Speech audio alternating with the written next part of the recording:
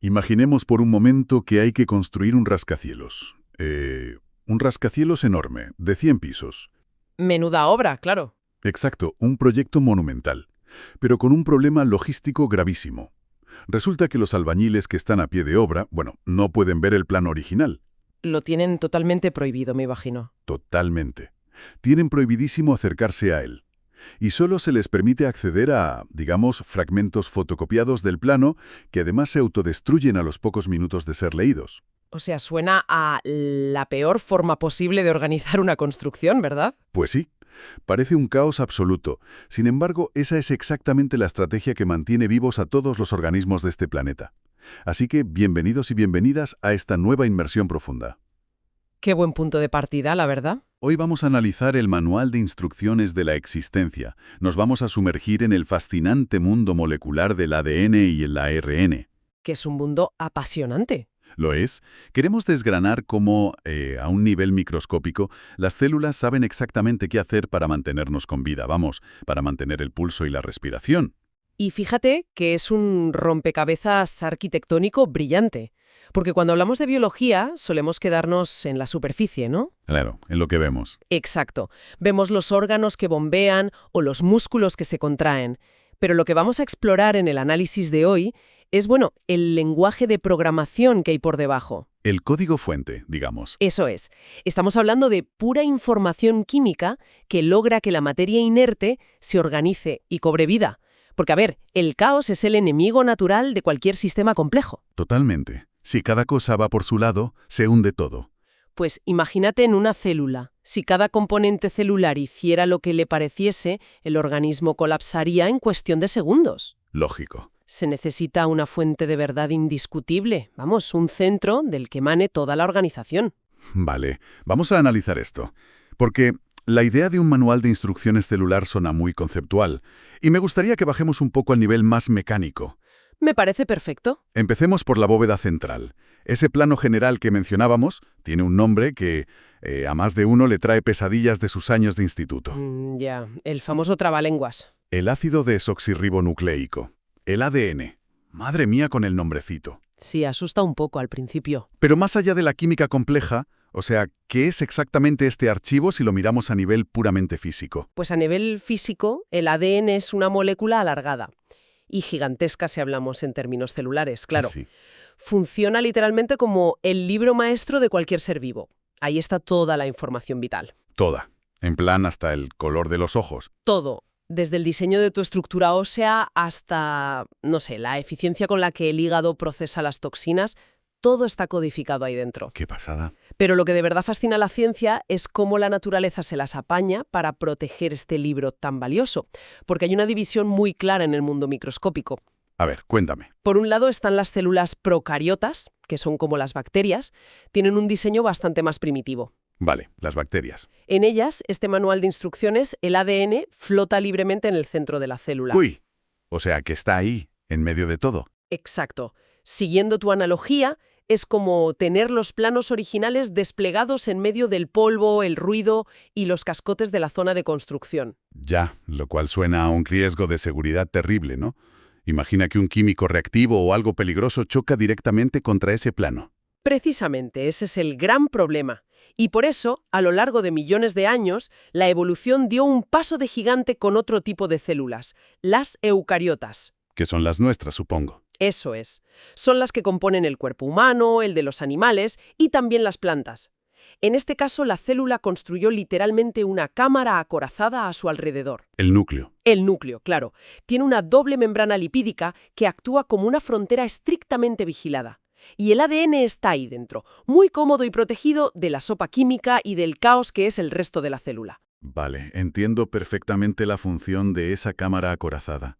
Pero si entramos en esa caja fuerte con un microscopio ultrapotente, la estructura del ADN en sí misma también es un mecanismo de seguridad, ¿verdad? Totalmente. Su propia forma ya es una defensa. Porque siempre vemos esa famosa imagen de la doble hélice, ¿no? Como una escalera de caracol retorcida. Y yo me pregunto, ¿por qué tiene esa forma tan específica y no es simplemente, no sé, una línea recta? Pues mira, la doble hélice es una auténtica maravilla de la estabilidad termodinámica. Pensemos en esa escalera de caracol que dices. Vale, la visualizo. Los pasamanos exteriores de la escalera están hechos de azúcares y fosfatos. Son muy resistentes y su función es proteger el interior. Como la barandilla. Exacto. Pero la verdadera magia, donde reside el código de información, está en los peldaños de esa escalera. Los escalones por donde subes. Eso es.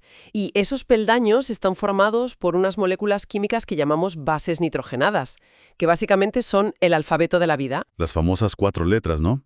Adenina, timina, guanina y citosina. O, A, T, G y C para los amigos. Las mismas. ¿Solo 4 letras? Es que a mí esto me vuela la cabeza. O sea, pensar que toda la complejidad de un bosque entero o de un cerebro humano se escribe utilizando solo un alfabeto de 4 puñeteras letras. Es increíble, sí. Para escribir un simple correo electrónico necesitamos el teclado entero con decenas de caracteres. Y la naturaleza se monta un ecosistema completo con 4. Y eso es el poder absoluto de la combinatoria. Piensa en un ordenador. Sí, ceros y unos. Pero esto con que sea una doble hélice. Pues que la doble hélice es en realidad un sistema de copia de seguridad integrado en la propia molécula. Hay una regla química muy estricta aquí. A ver. La letra A siempre y de forma obligatoria se empareja con la T. Vale, A con T. Y la C siempre se empareja con la G. No hay otra combinación posible. Espera, a ver si lo capto. Me estás diciendo que si una mitad de la escalera, o sea, medio peldaño, tiene una A, el medio peldaño de enfrente tiene que ser una T por pura atracción química. Eso es exactamente lo que pasa. Ah, vale. De modo que, imagínate que por alguna razón, un químico agresivo o la radiación entra en el núcleo, rompe una mitad de ese peldaño y borra una letra. Un desastre, ¿no? Se pierde información. Pues no, porque la maquinaria de reparación de la célula solo tiene que mirar la letra que ha quedado intacta enfrente para saber exactamente cuál es la que falta. Claro. Si ve que ha quedado una G intacta, sabe seguro que la que se ha roto era una C. Correcto, y va y coloca una C nueva. Es un mecanismo de corrección de errores asombroso, y es lo que permite que el ADN se mantenga estable, no ya días, sino décadas enteras dentro de nuestro cuerpo. Es que esa estabilidad es crucial para sobrevivir. Y fíjate, esto me lleva a pensar en otra palabra que suele aparecer mucho cuando se habla del ADN. Una de esas que a veces se mencionan de pasada en los documentales. Seguro que sé cuál vas a decir. La meiosis. Siempre se dice que, gracias a la meiosis, este código maestro pasa de progenitores a descendientes, de generación en generación. Así es. Pero vamos a frenar aquí un momento, porque no quiero que nos quedemos en la superficie teórica. Mecánicamente, ¿cómo funciona este proceso de pasar la herencia? ¿Cómo se llega a copiar un archivo tan inmenso? Pues mira, es pura mecánica molecular. Y es precioso. Durante la división celular, que crea, por ejemplo, los espermatozoides y los óvulos, que eso es básicamente la meiosis, hay unas enzimas que, imagínatelas como pequeñas máquinas biológicas, que literalmente desabrochan esa escalera de caracol partiéndola por la mitad. La parten por la mitad. Sí, rompen las uniones que hay entre las 2 letras de los peldaños. De repente, tienes 2 mitades de una escalera flotando separadas. Literalmente como una cremallera abriéndose. Tal cual. El ejemplo de la cremallera es perfecto. Y claro, como el emparejamiento de letras es automático, como decía más antes. A con T y C con G. Exacto. Pues hay nuevas letras A, T, C y G que están por ahí flotando libres en el núcleo. Y estas se van uniendo solas a las mitades que han quedado expuestas. Ostras. O sea que se van pegando y reconstruyendo la otra mitad. Eso es. Así que el final de la cremallera, donde antes tenías un solo ADN original, ahora te encuentras con 2 dobles hélices completamente idénticas. ¡Qué barbaridad! Ese es el mecanismo físico de la herencia. Es la manera en que la naturaleza se asegura de que la información de cómo fabricar a un ser humano pase intacta a la siguiente generación. Vale, me ha quedado clarísimo. La bóveda está cerrada y el plano maestro, el ADN, está súper protegido y sabe copiarse a sí mismo. Pero aquí es donde nos encontramos con una paradoja logística monumental. A ver qué paradoja es esa. Pues que si el ADN está encerrado a cal y canto en esa oficina blindada que es el núcleo, y jamás, bajo ninguna circunstancia, sale de ahí para no sufrir daños. Ni debe salir. Claro, pero entonces, ¿cómo demonios se entera el resto de la célula de lo que tiene que construir? Ah, claro. ¿Por qué un plano súper detallado o guardado bajo llave en el despacho del director no levanta un edificio por sí solo, sabes?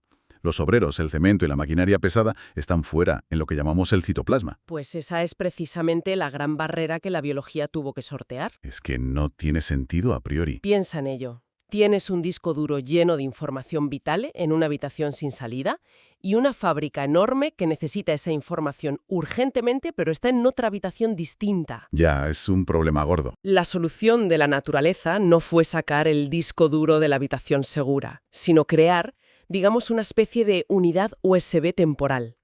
Un mensajero. Exacto. Alguien que haga el trabajo de campo. Y ese mensajero tiene nombre propio. Es el ácido ribonucleico, el ARN. El ARN. O sea, entra en escena el segundo gran protagonista de esta historia. Así es. Si el ADN es la enciclopedia masiva e inmovible, el ARN sería como una pequeña nota adhesiva. Una nota que contiene solo la información exacta que se necesita en ese preciso instante. Ya, entiendo. El ARN nace dentro del núcleo copiando una sección muy pequeñita del ADN.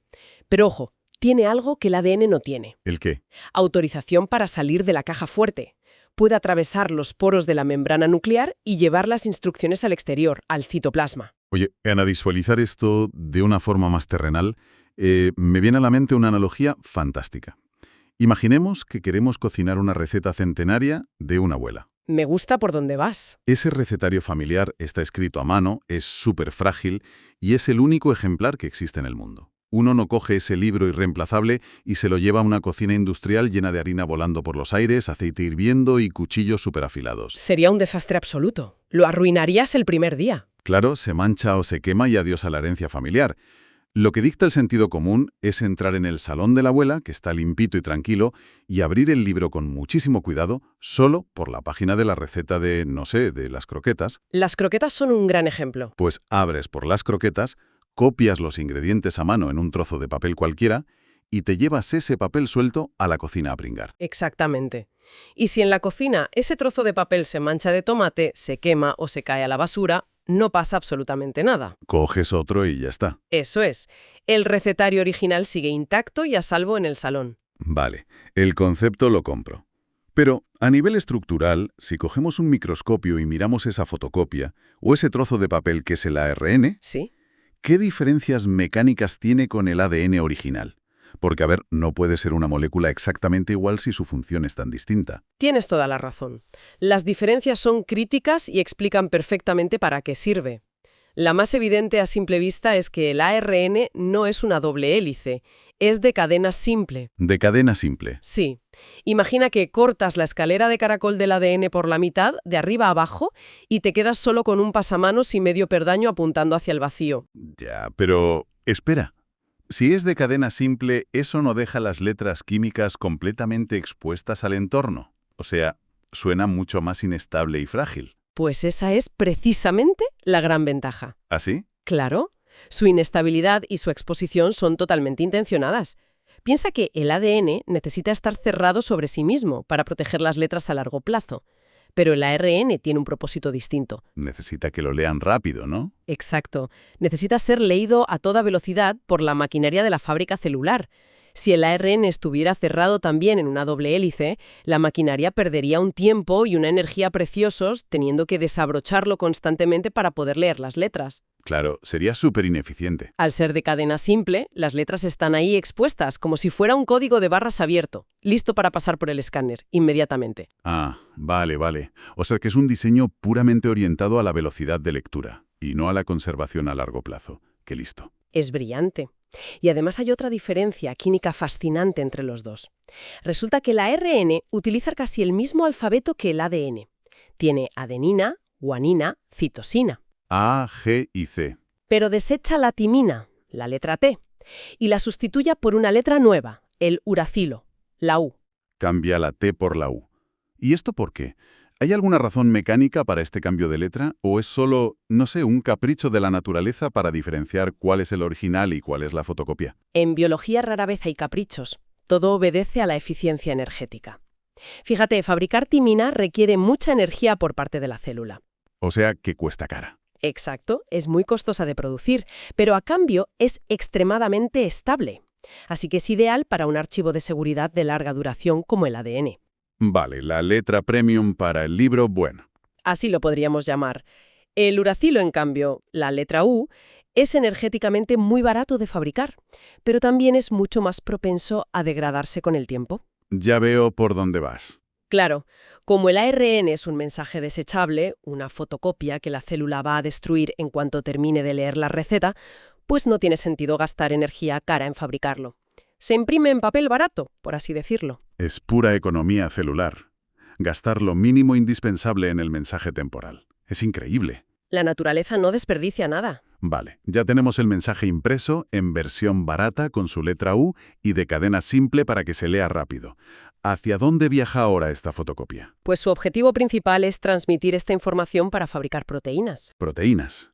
Y aquí quiero que nos detengamos un segundo. Porque existe la percepción popular, casi inevitable, de que las proteínas son solo ese polvo que la gente se toma en batidos en el gimnasio para sacar músculo. Ya, el famoso batido de proteínas. Eso es. Pero biológicamente hablando, las proteínas son muchísimo más que fibra muscular, ¿verdad? Son algo fundamental. Son, literalmente, los trabajadores, los engranajes y la estructura viva de tu ser. ¡Wow! No solo forman el bíceps, piensa en la hemoglobina, que es la encargada de transportar oxígeno en tu sangre. Pues es una proteína. ¡Ostras! La pepsina, que digiere la comida en tu estómago, es una proteína. Los anticuerpos que atacan a los virus cuando estás enfermo, proteínas también. La queratina de tu pelo y de tus uñas. O sea, lo son todo. Son nanomáquinas físicas que hacen el trabajo duro. Y el ARN es simplemente el plano que dice qué máquina concreta hay que fabricar hoy en la célula. Es alucinante.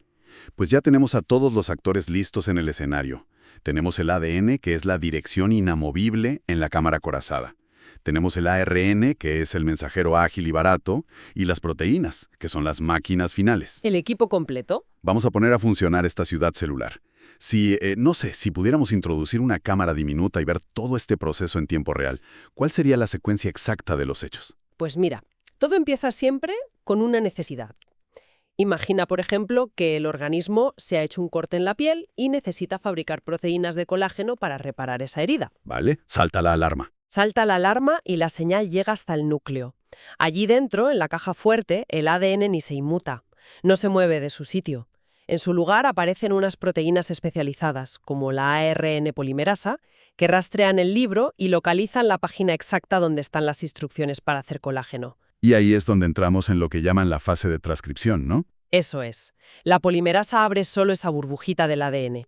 Copia las letras emparejando sus opuestos y recordando poner la U barata en lugar de la T, claro. La fotocopiadora en marcha. Exacto. Y así genera el hilo de ARN mensajero. Una vez que termina esa hebra microscópica, pasamos a la fase del viaje. ¿Qué sale del núcleo? Sale a través de un poro pequeñito de la membrana nuclear y entra de lleno en el citoplasma. Y el citoplasma no es un espacio vacío tranquilo, es un fluido denso, gelatinoso, lleno de actividad por todas partes, una auténtica sopa química. Vale, el mensajero navegando por la sopa. Y navega por ahí hasta que se topa con la fábrica, lo que llamamos el ribosoma. Los ribosomas, los talleres de ensamblaje de la célula. Pero, a ver, mecánicamente hablando, ¿cómo se traduce realmente la información allí dentro?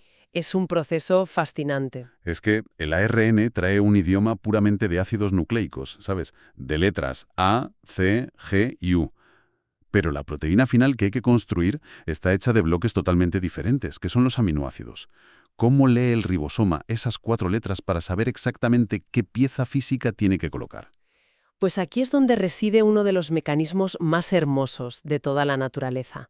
Resulta que el código genético no se lee letra por letra, se lee en grupos de 3. De 3 en 3. Sí.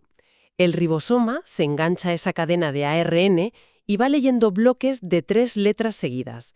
A este bloque de 3 letras los biólogos lo llaman codón. Un codón, vale. Imagina que el ribosoma lee la secuencia UGG. Pues sabe al instante que esa contraseña específica de 3 letras significa que tiene que traer un aminoácido muy concreto, en este caso el triptófano.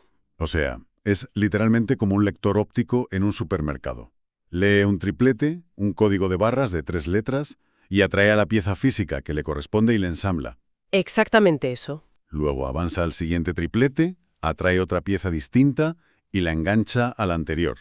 Y así, pum, pum, pum, como en una cadena de montaje de coches, Va uniendo un aminoácido tras otro hasta crear una cadena larguísima. Y una vez que esa cadena está terminada, la proteína se pliega sobre sí misma adquiriendo una forma tridimensional única y sale expulsada del ribosoma. Ya está lista para viajar y reparar esa herida que te hiciste en la piel. Madre mía. Si te paras a mirar la imagen completa, es abrumadoramente elegante. Fíjate en cómo una necesidad macroscópica, como un simple corte en un dedo, se acaba traduciendo en una coreografía nanoscópica perfecta y rapidísima. Un sistema de información inmaterial se ha convertido en materia física estructurada. Es que pasamos de un concepto, de una pura idea de información matemática guardada en un núcleo, a un tejido real y palpable.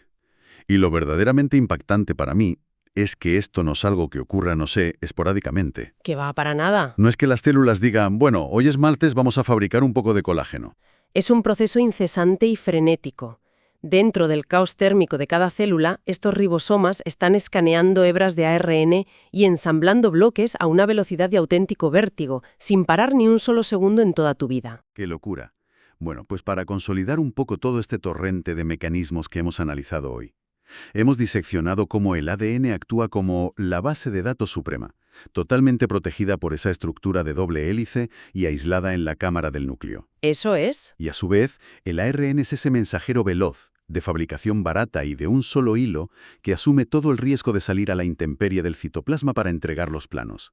Y por último, los ribosomas, que leyendo el código de 3 en 3 construyen el engranaje físico de la vida. Es un equilibrio perfecto. Por un lado tienes una preservación obsesiva de la información y por el otro una ejecución ágil, rápida y totalmente pragmática. Y quienes nos escuchan tienen que ser conscientes de que esto no es solo teoría en un papel o algo que pasa en un laboratorio. Para nada, está pasando ahora mismo. Exacto.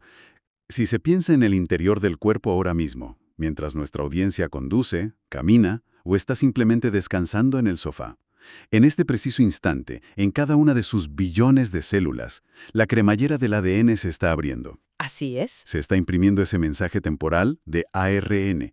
Está viajando por la sopa gelatinosa del citoplasma. Y millones de ribosomas están fabricando las proteínas que mantienen sus pulmones expandiéndose y sus retinas captando la luz. Son billones de operaciones por segundo manteniendo todo el rascacielos en pie sin que nos demos ni cuenta. Otorga una perspectiva radicalmente diferente sobre el peso que tiene la palabra vida, desde luego. Totalmente de acuerdo. Pero antes de concluir esta inversión profunda, hay un aspecto mecánico que creo que merece una última reflexión. Una pequeña provocación para ir un poco más allá. A ver, cuéntame. Hemos hablado maravillas de la perfección de este sistema de copiado y lectura.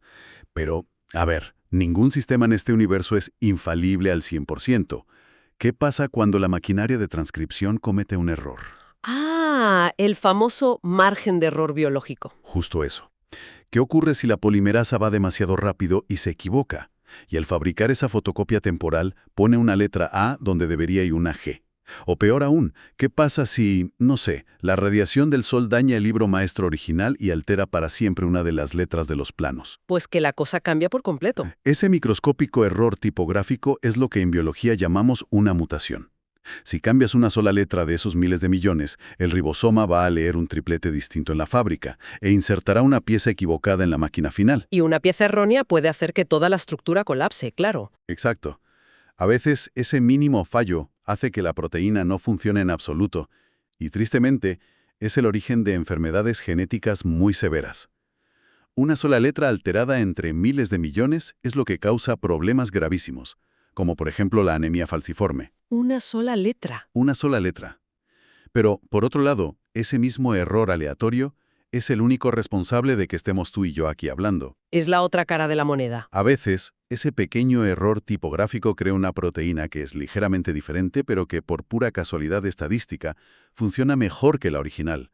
Ayuda a un animal a digerir un alimento nuevo o le proporciona un camuflaje un poco más efectivo en su entorno. Ese simple error de copiado es el motor crudo, ciego e inadvertido de la evolución. Resulta fascinante, la verdad, y a la vez un poco sobrecogedor.